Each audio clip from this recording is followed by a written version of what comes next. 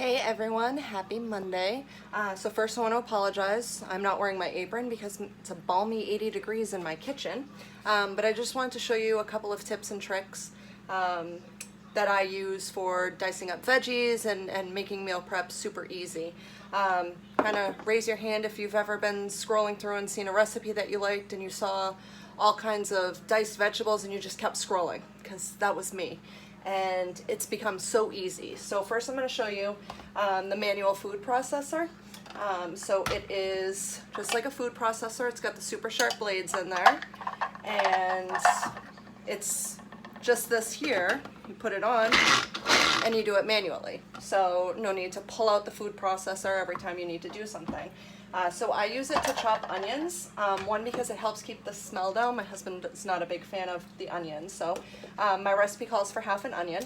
So what I did was I cut it so that both of the ends are still intact on the onion. I'll put this in a baggie, put it in the fridge. It actually stays fresher longer by keeping that intact. So the rest of the half of the onion, I'm just going to cut into a couple of pieces. I'm using my Santoku knife.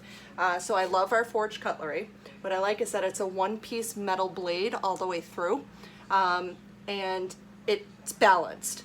And fun fact, our founder Doris was a lefty, so she made sure that all of our tools that we've ever had have been good for lefties or righties. So I'm just gonna, like I said, cut these up in a couple pieces. I'm gonna throw the pieces into the manual food processor. I'm gonna give it a couple of turns. And it just quickly and easily dices up the onion without you having to stand over them, fry, smell it.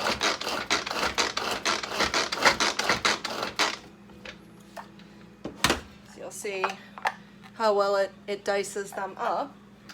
So I need the half an onion, and then I need 3 cloves of garlic. So I used to buy the canned garlic. I swore by it. It was so much easier until I got our little garlic press. And now it's so much cheaper to just have fresh garlic. So this is our garlic press. So what you do is you take a clove of garlic. It's not peeled. You put it in the garlic press, press down on it. I'm just adding it to my onions because they're going in at the same time. And then we have this little, we call it the Barbie brush, that you can use to scrape the garlic right off. And then inside is the peel that's left over.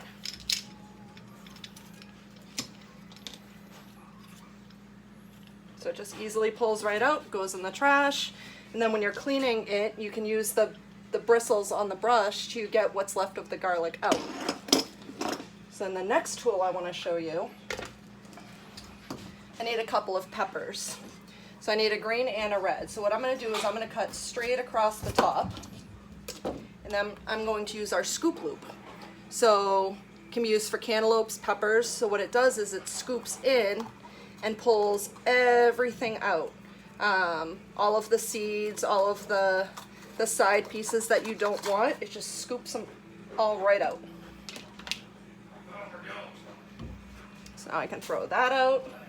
I'm going to cut my pepper into quarters. And then the neatest tool that I've come across is the simple slicer. This thing is great. So for chopping up peppers, I just put the piece of pepper in. So it's got all of these blades. It's formed in like a V, and you just, boom.